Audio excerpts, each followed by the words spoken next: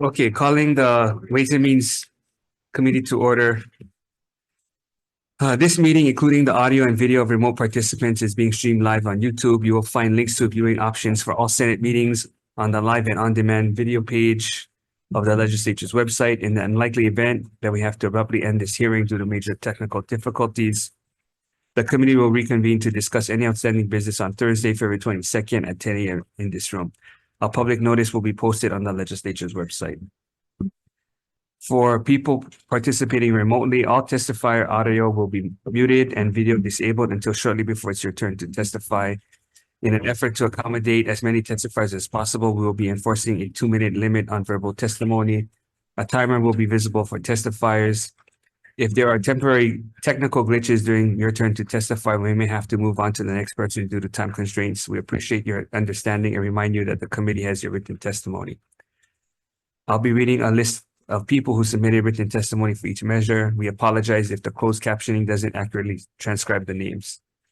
If you're interested in reviewing the written testimony, please go to the legislature's website. You will find the link on the status page of the measure. Let's put two. Okay. First item, SB 2652.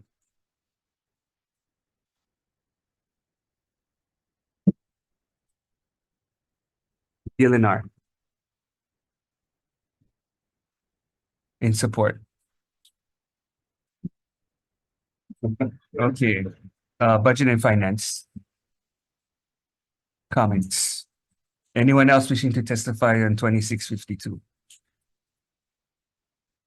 Okay, next item, SB 2959. DOTEX. Good morning, Chair, Vice Chair, and committee members. Gary Suganuma, Director of Taxation. The department stands on its written testimony offering comments. Thank you. Here, I just have a couple questions. So, is there a way you can help with additional language so that it's for not to really cover medical needs? Because this bill could also cover what? Cosmetic? Yeah, and that's why we're suggesting a definition for medical care. Yeah, we can help with that for sure. Okay, because I think what they're trying to do is help, especially the neighbor island guys who have to have surgery on Oahu. But it can't be so open-ended that it's for any type of procedure. Yeah, we can work with you after the hearing. Okay, thanks. And Tax Foundation. Thank you, Chair. Tom Yamachika from Tax Foundation. Will stand a written testimony be available for questions. Thank you. B.A. McClintock. In support. Anyone else wishing to testify on 2950? Okay, next item, SB 3173, DOTEX. In support. On Tax Foundation. Thank you, sir. Tom Yamachika from Tax Foundation will stand a written testimony. Thank you. What, do you have anything other than you're in support? Okay, anyone else wishing to testify? Okay, next item, SB 3177, DOTEX.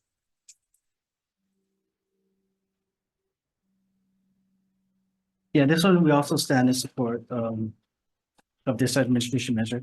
Okay, thank you. Tax Foundation. Thank you, Chair, members of the committee. Tom Yamachika from Tax Foundation of Hawaii will stand our testimony be available for questions. Thank you. And then we have Gerald Silva opposed. Anyone else wishing to testify on SB 3177? Okay, next item, SB 3289. DOTEX comments. Stand on a written testimony offering comments. Okay, next, Tax Foundation. Thank you, Chair, members of the committee. Tom Yamachika from Tax Foundation. The one substantive comment that we have is that as drafted, the bill allows for a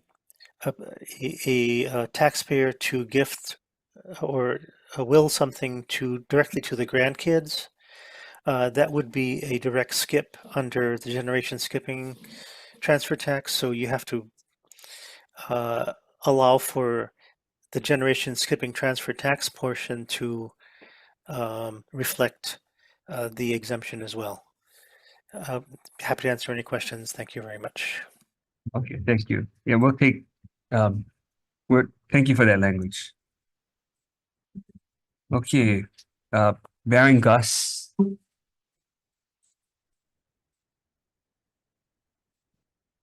Good morning, Chair, Good morning. Vice Chair. Thank you very much for the opportunity to be here with you today. In short, standing on my testimony, just urge you to take a good look at what small business does for the fabric of Hawaii and look forward to any substantive questions you have. Thank you. Thank you. Mark Fukunaga, Servco.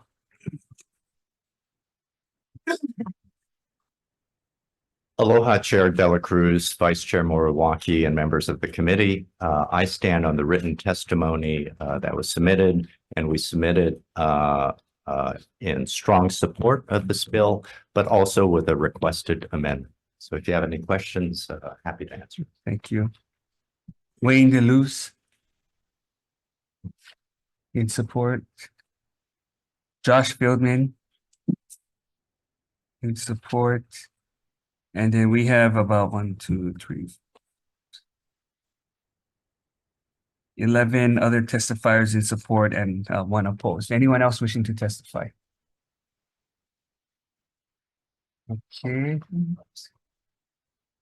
Committee members, You just state your name. I stand on my testimony in strong support and requesting an amendment. You can just state your name. Oh, Alicia Flores, sorry. Any questions? Thank you. Thank you.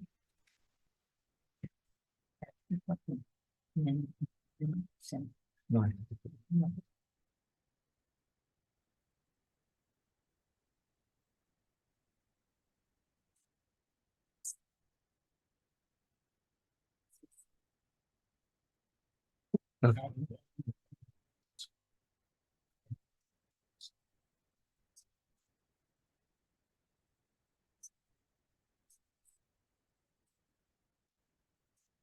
Okay, okay, Gary. Okay, we're considering an amendment to This one. include okay, I guess there's some that say lineal descendant of the descendants' great grandparents, including the adoptees by them. And then there's other amendments include great grandchild, great grandparents as part of the definition. So which one do you think is better to effectuate? We could actually do either. The one that has been suggested throughout the testimony, we interpret that as, I guess, broadening the definition of an immediate family member to include, for example, great grandchildren, cousins, I guess uncles, second cousins. I mean, if that's the intent and that's what you guys want to do, we can implement it. We just, What is the impact of that? the revenue impact, I'll have to determine. So I have the revenue impact for the bill as currently drafted. So as currently drafted, we're looking at an expected revenue loss of 43.3 million in fiscal 22, all the way through fiscal 27. It remains constant at 43.3. I would imagine that the anticipated revenue loss would go up because we're making the net broader. But that includes the entire family. That only includes right now the current definition. As in the measure. Yes.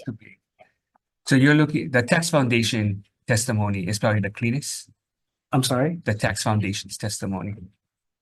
Tax Foundation had comments on, they had some amendments on Yeah. this generation skipping. If thing. the intent is for this broadening of the exemption to include the generation skipping transfer tax, and what Mr. Yamachika is saying Yeah. is, sounds reasonable. Yeah, Yeah, that's what needs to be done. yeah, okay. So we add that language. No, so we and- can just take from the testimony of tax That can foundation. be implemented too. Yeah. Right? We don't have any concerns over that. Okay. Thank you. Okay, thank you. Recess. Oh, yep. On the medical travel. I'm not sure if you guys discussed that. Yeah, so they're gonna go back and try to better define so that it's really only for medical and nothing other than that. Do you Yeah. wanna follow up? with Yes, Dotax? I do. Wait, this is So when regarding you say medical, 959. 2959. when you say medical, is it like cosmetic surgery could qualify under medical? This, we didn't have any involvement in the preparation of this bill. No, I understand. And so- But I'm asking. And so we recommended a definition of what medical care is because we had the same question. Okay. And so if you guys want us to try to draft a definition for you, we're more than happy to work with you in doing that. Yeah, because that's a concern. Well, the other thing is who's gonna police it? This one, Because I can say I'm gonna go and have medical, or I can say I have a dental extraction, but I really want to go see my sister, so I make an appointment with a dentist in the mainland, so I can take. we can set up rules to require substantiation. Yeah, it just seems like there's a lot of room for Take advantage. taking advantage of such things. A- You know, like absolute- LASIK surgery. I mean, you know, I can go take a vacation somewhere and get LASIK surgery done and have it all paid for by Bless you. Absolutely, we understand. okay.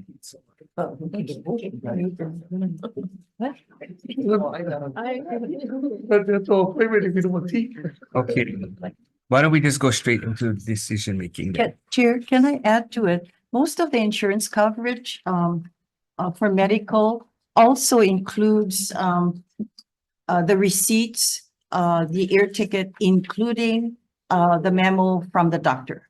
So they need to include the doctor's request for an appointment to whatever neighbor island, Maui or Oahu they go to. Sure, we can require that.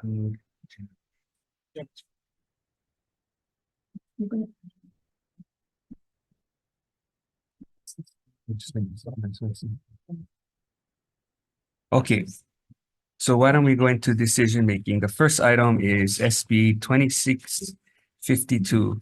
Recommendation is to pass with amendments, adopt LRB tech amendments, effective date to 2050. Any discussion? Not chair votes aye. Senate Bill 2652, Chair votes aye, Vice Chair votes aye. Senator Aquino, excused. Senator DeCoy. Aye. Senator Hashimoto, excused. Senator Inoue. Aye. Senator Kanuha. Aye. Senator Kidani. Aye. Senator Kim. Aye. Senator Lee. Aye. Senator Shimabukuro, excused. Senator Wakai. Yes. Senator Pavella. Yes. Recommendation adopted. Okay, next item, SB 2959. You guys, a day is enough. Okay, we'll defer this item to tomorrow, February 14, 10 a.m. in this room. Only if we get some parts and. Heart surgery. Parts and roses. Okay, next item, SB 3173. We're going to defer this item to February 28, 10 a.m. in this room.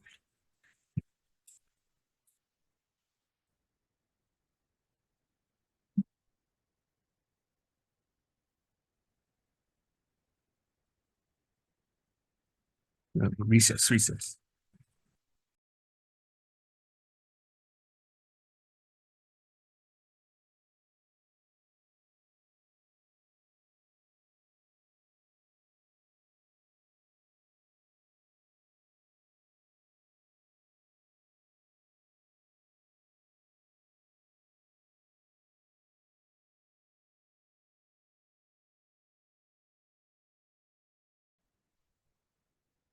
Calling back to order.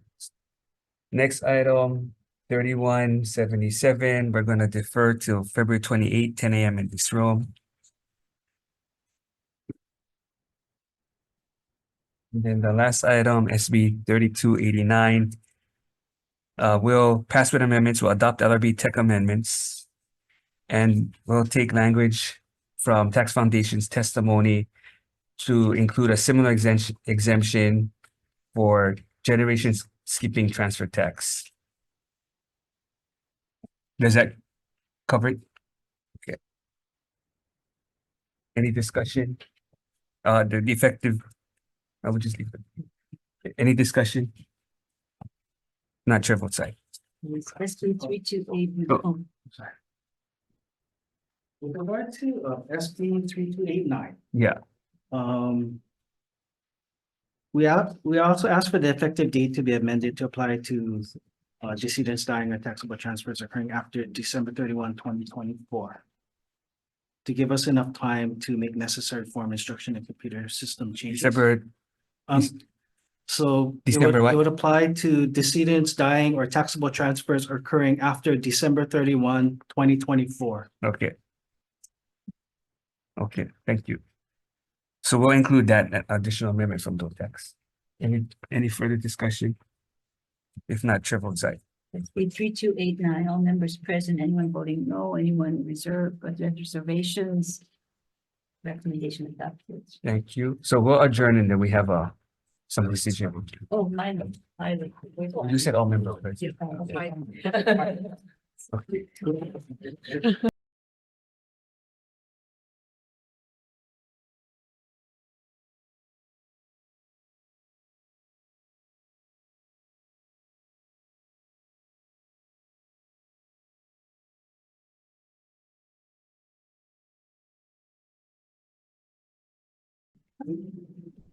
Okay, calling to order, Ways and Means, this is for decision making only.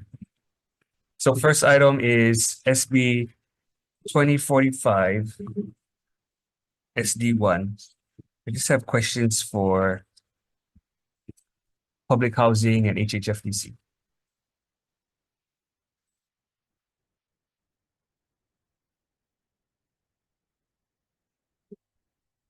Morning, Chair, Vice Chair, Deeman Akami, Executive Director of Hawai'i Housing Finance Development Corporation.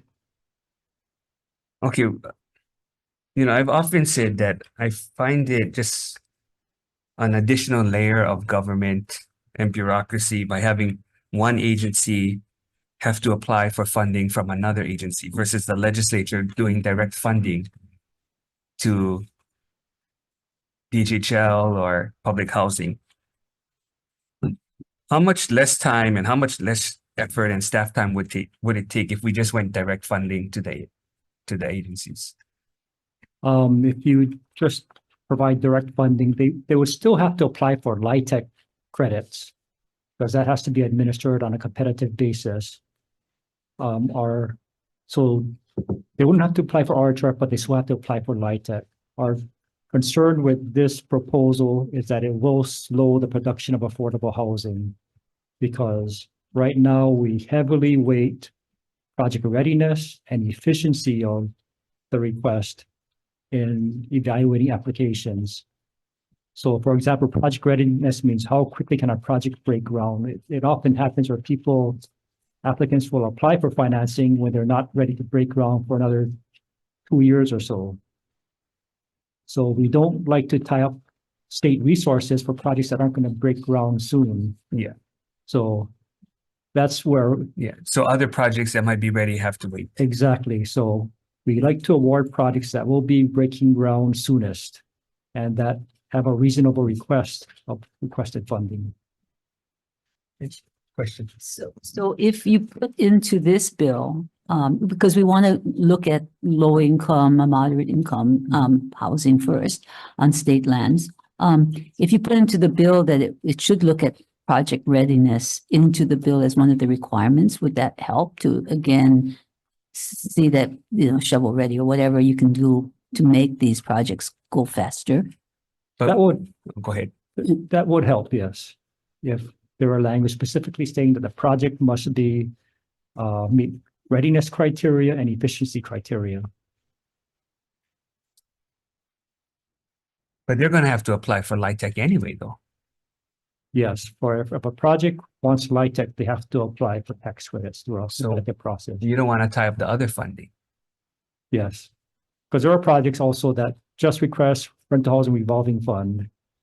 And, under this proposal, the RHRF could all be Tied up. could all be tied up by, No. Yeah. Okay. Okay, any other questions? Okay, Chair's gonna recommend that we defer. We'll try to see if we can come up with something else in the meantime. Okay, next item, SB 2094. Recommendation is to pass as is. Any discussion? Not Chair votes aye. SB 2094, pass unamended, chair votes aye, vice chair votes aye. Senator Aquino excuse. Senator Boyd. Aye. Senator Hashimoto excuse, Senator Inoue. Aye. Senator Kanuha. Aye. Senator Kidani. Aye. Senator Kim. Aye. Senator Lee. Aye. Senator Shimabukuro. Aye. Senator Wakai. Yes. Senator Kudala. Recommendation adopted. Thank you. Next item, SB 2240. Recommendation is to pass with amendments, adopt LRB tech amendments, blank the appropriations. We'll add the 148,000 in the committee report. Amend section 2 to insert language into HRS, which contains laws of general and permanent nature, as the measure intends to require the Office of Elections to maintain an annual membership with the Electronic Registration Information Center and effective date to 2050. Any discussion? Not Chair votes aye. Senate Bill 2240, all members present, anyone voting no, anyone, no, Michelle? This was strictly for the last thing. No. No, correct. Yes. Wait, you're voting yes. Yes. Yes. So all members present, anyone voting no, anyone in reservation, recommendation adopted. Okay, next item, SB 2337. Just questions for HHFDC.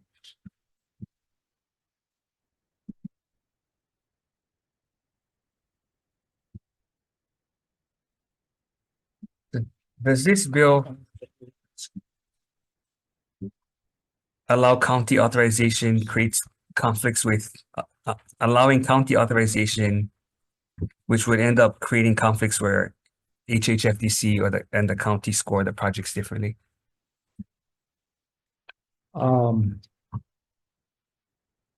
Right now, if the county holds on to its bond cap, they will be issuing bonds for projects, and they would have to come to HHFDC for tax credits and rental housing revolving fund. We do have a cooperative agreement where basically they agree to use our scoring with the award of projects. So why not? I just find it then it's end up being duplicative.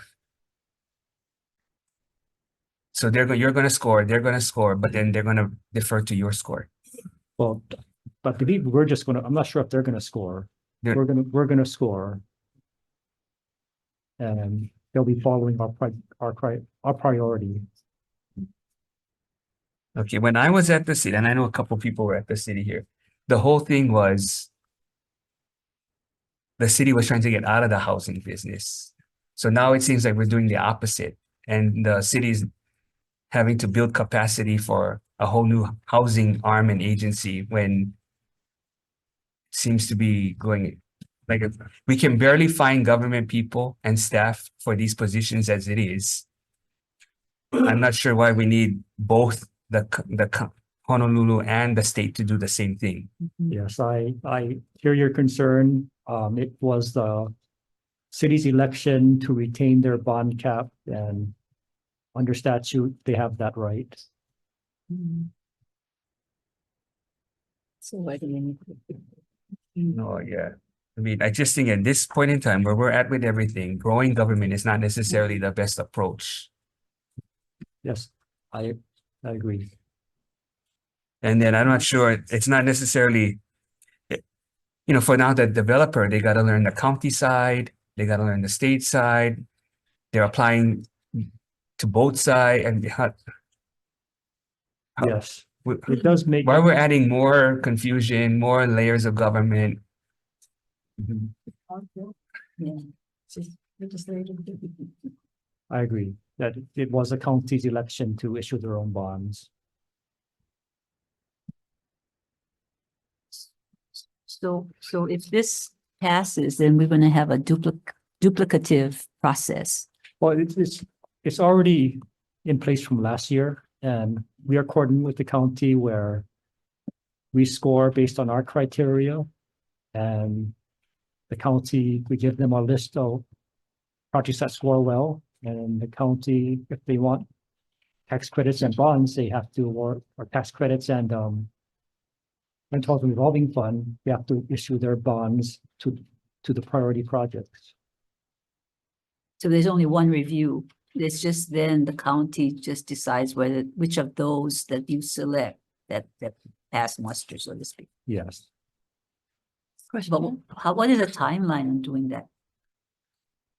A timeline? Yeah, so that once you folks review, then the county reviews. When does that decision finally? What would that look like now, a project from beginning to end versus with this new processes that we are creating and one without? Do you have that? Well, we typically complete our review of applications in May or June. So at that point, we would give our scoring to the city and they could review that scoring. But if you didn't have to give it to the city, then you could just proceed without it and just start. Yes, that's true.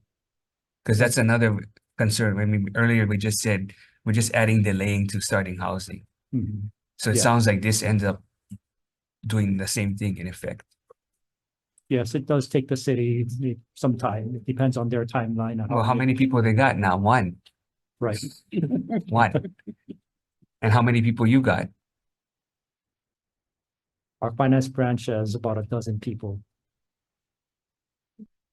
Senator Inouye. Yeah, so did the city and county then, are they not including the TOD projects then?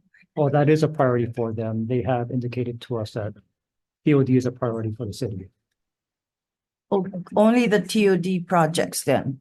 And why I ask the question is because if they deny using your cooperative TOD projects, then it affects the other counties.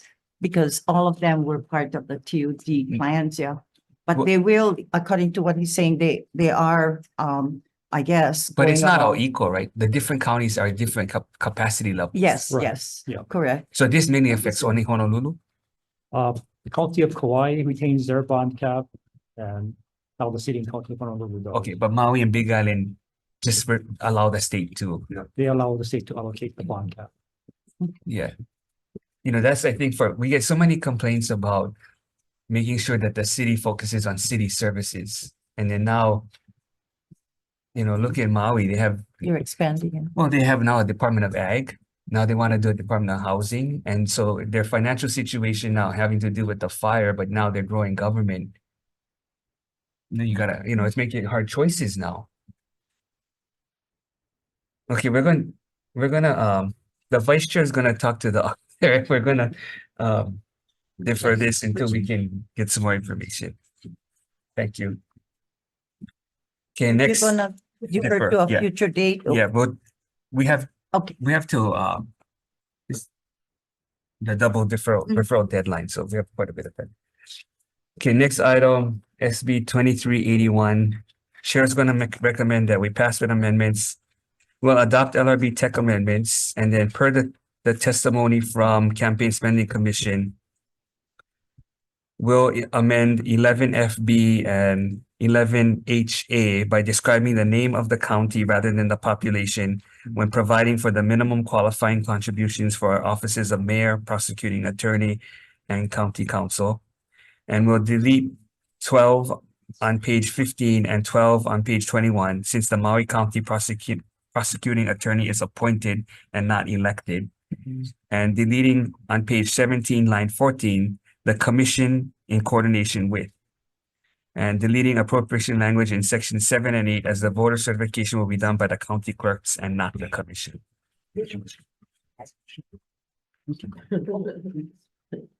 And these amendments were given prior concurrence by the previous committee. Any discussion? Not, chair votes aye. Chair's recommendation is passed with amendments. All members present, anyone no, voting no, anyone with reservation, with recommendations adopted. Thank you. Next item, SB 2385. Recommendation is to pass with amendments, adopt LRB tech amendments. Any discussion? Not, chair votes aye. SB 2385 passed with amendments. All members present, anyone voting no, anyone with reservation, recommendation adopted. Thank you. Next item, SB 2469. If you can have HHFTC.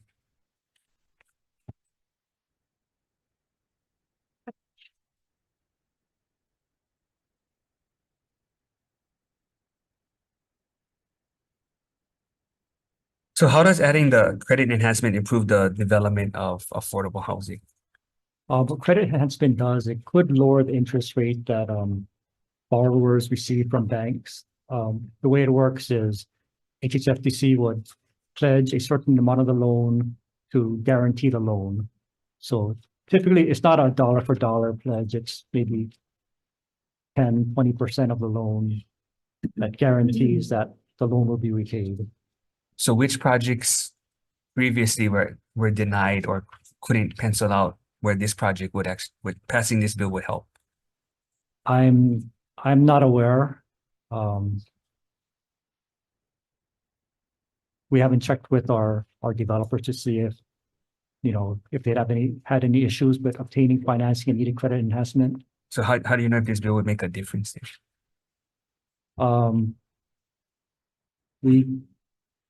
We can't say, credit enhancement could lower the rate. We know that banks will lower the rate if the state basically guarantees a loan. Okay, so you don't have in mind a project that could have been funded if this bill. No, we'd have to stand up this program and let developers and banks know that this program is available. And does it require additional staff or expertise or knowledge? It's something that I have to talk to our finance branch manager about. It would be another program, so I think we have the expertise, but it's a matter of if they have the time to do it. So So how it might many need more more people, staff. how many more positions would you need for this? Or you gotta go back and, I'd have maybe one more, but we are looking at additional programs also, such as bond recycling and income averaging. So to do those programs, at least one position, if not more. okay, maybe if you can go back and look at all the programs you're looking to add and your total staffing needs, and we can kind of see where this fits in. Sure, we'll do that. Can you also look at what the impact of this would be? So what would the enhancement look like?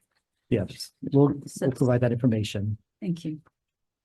Okay, we're gonna defer this until we get more information from HHFTC. Oh, you have a question? Go ahead. Sure, about you. Which one? There's a public financing. Yeah, Can we check the date? What number is it? It's 23.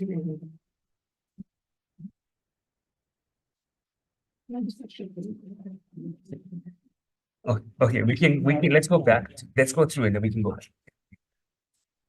Okay, so we're gonna defer SB 2469 until we can get more information from HHFTC. Okay, next item, SB 2498. Recommendation is to, I mean, this is kind of an important one, huh? How is this going to help? It says- Yeah. When Yamamoto Lao Hawaii Green Infrastructure Authority. The staffing, Yeah, the what, one. no, one- what's the impact of this program? So what this will do is provide low-cost financing for successful conversions, and it will give a steady source of funds. So how many per year? Like what's It's around about 2 million a year, but then our loans got 20 years, so 2 million, and then but how many loans or homes would you be able to help per it year? depends on the cost. So they say it ranges from 25,000 to 50,000 to 100,000, depending on where the cesspool is located, right? And this is mainly, I mean, Oahu has a few, but this is mainly neighbor island. It's, all island, 83,000 island wide. Oahu has the least, about 7,000, I think. Yeah. Big Island has. Big Island has the most, yeah. Right. Is there matching funds from the county? Not in this bill, but what we are talking to Department of Health to see if maybe they might be able to transfer some of their funds that they get from EPA. That might be a possibility. No. Can I ask a question on, as an example, on Molokai? And our colleague in another meeting, I think, brought up the fact that because I think Molokai has quite a few, but the location of the county's main infrastructure is so far away. So the cost for the Molokai people would probably, and part of Ka'u, where locations to the homes and the county's biggest infrastructure.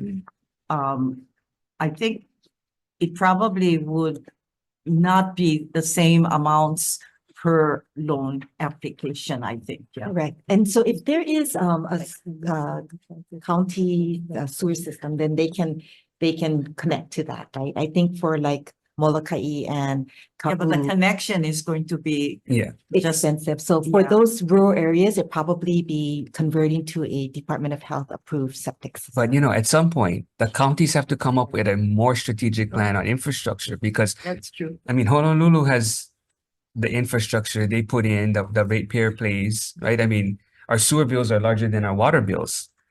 But then you have the general fund funding all the other counties. And so, I mean, that's okay. But then at some point, do the other counties have a plan to slowly, or is their strategy only to continue to depend on the general fund? Actually, I think there is a bill that just went through that will, I'm not into that bill, but I believe it will provide like more of a strategic plan. That will if it crosses over, will Yeah. come to this committee. That's the only thing that gives me pause is that this is like a one-off approach versus what's the strategic plan in general to deal with this and what's the county's role, what's the Department of Health's role, and then how do you fit in? If not, it's just, It's true. piecemeal. Right. And I'm not sure if this is, and if the counties have no skin in the game, what's their motivation to actually come up with a real plan that they can implement?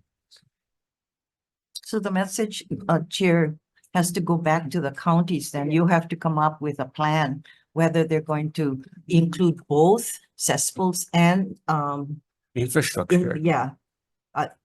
They can't have both, definitely, but it depends to what the EPA, contests and filing of penalties, like as an example, Hawaii County is one that's affected by the Yeah. biggest penalty. So, they gotta come up with a plan before they even But- start a program. But Honolulu had the same thing. Right. I mean, Like EPA the came fact down that on them, Cesspools are already illegal. but EPA came on them with their system and they had to make the improvements. Did they come to the state? That I don't. I don't think so. Yeah, I don't think so.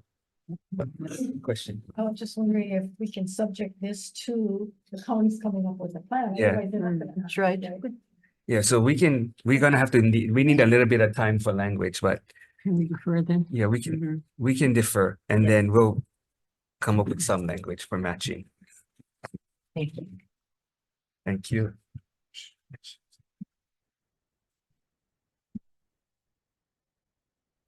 Okay, next item, SB 2927. Recommendation is to pass with amendments, adopting LRB tech amendments. Any discussion? If not, chair votes aye. SB 2927, all members present, anyone voting no, anyone with reservation, recommendation adopted. Thank you. Next item, SB 3091. If DOE can explain to us maybe why they need this?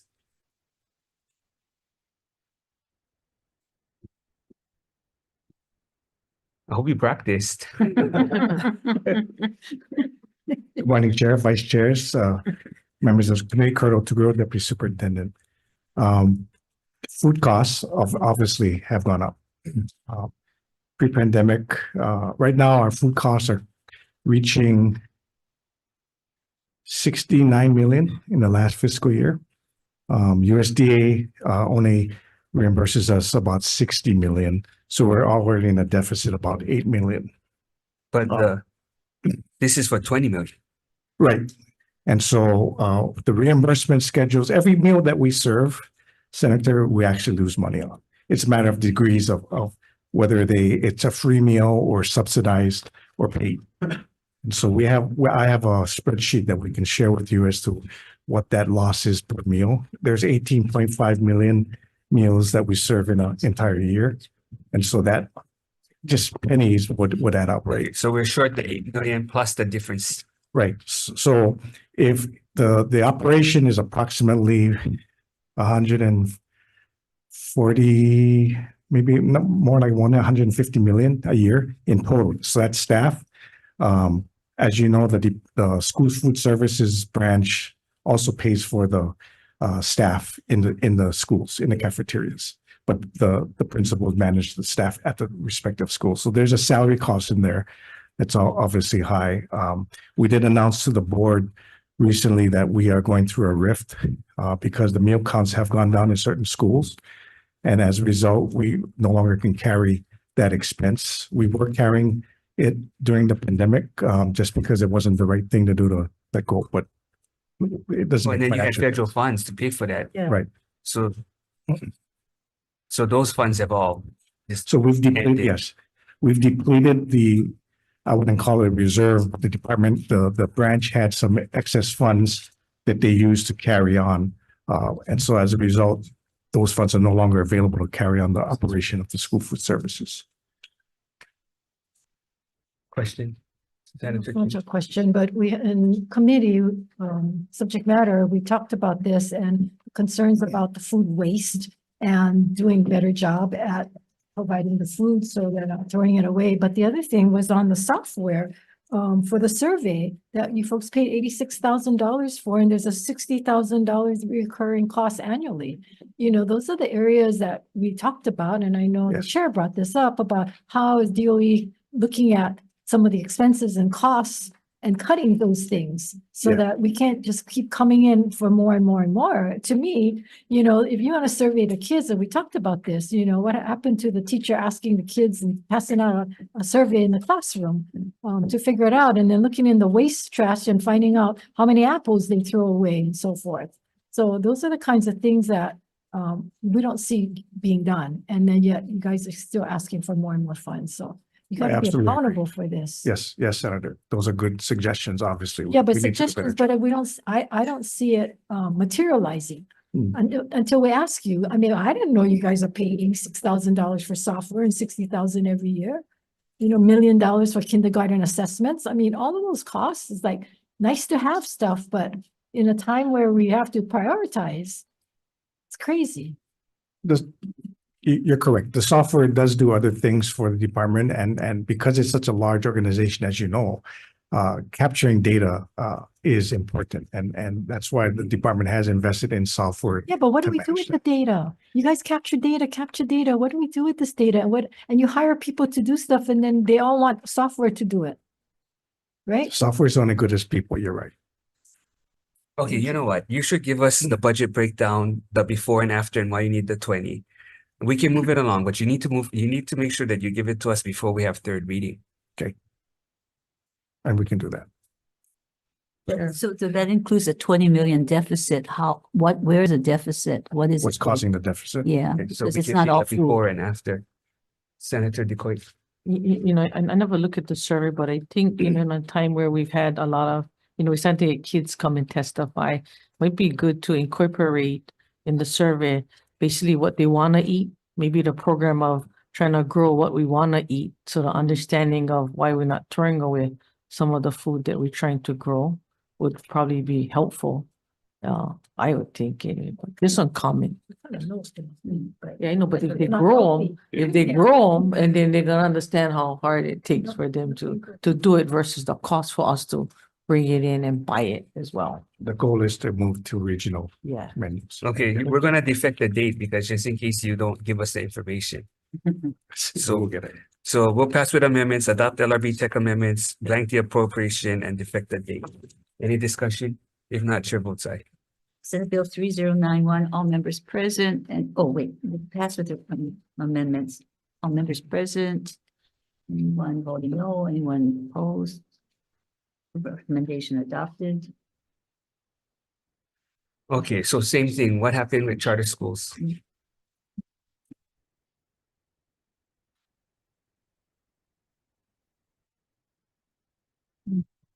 Morning, Chair, Vice Chair, committee members, Brian Hallett, Assistant Superintendent for Fiscal Services. In our testimony, we explained there's three things that happen, or maybe I should preface this with, there is a statute 302D-28 that requires on a true up between DOE per pupil funding and charter school pupil funding. Yeah.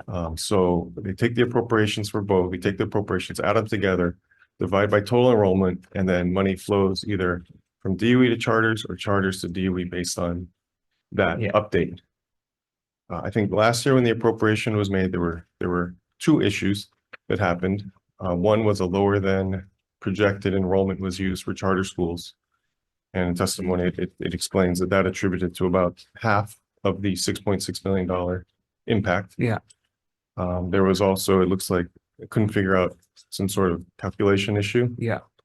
related. And then there was the actual enrollment, which charter schools, both charter schools and DOE enrollment was higher than projected, but charter schools was disproportionately higher than projected. And so that last piece attributed to 1.6 million of the impact. Okay, but the part that I brought up before is when we start to add programs that both can access, like the alternative learning centers, they end up going into the program ID that now charter schools have two bites at the apple. They get access to the program and they get the funding that now goes into the those generic program IDs that help with the formula.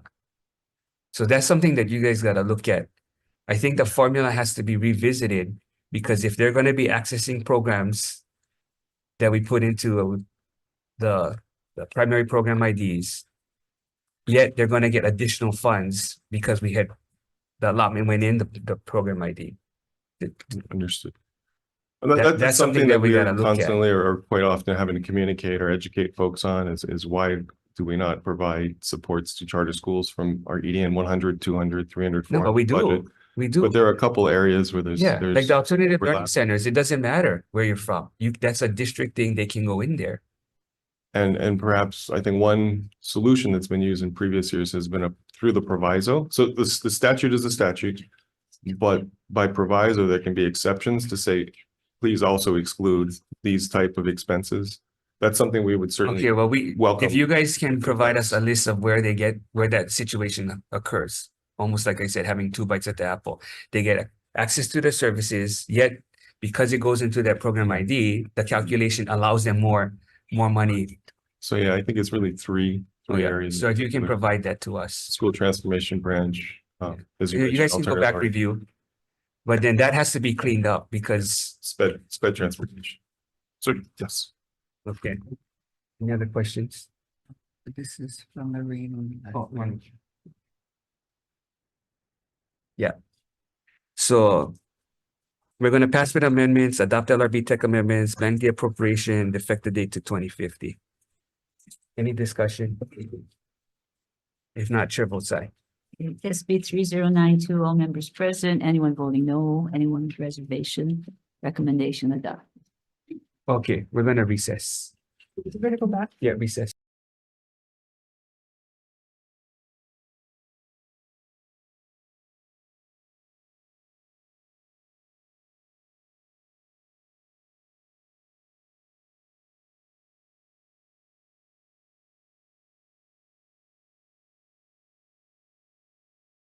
Okay, so we completed the agenda, so we're going to adjourn. Thank you.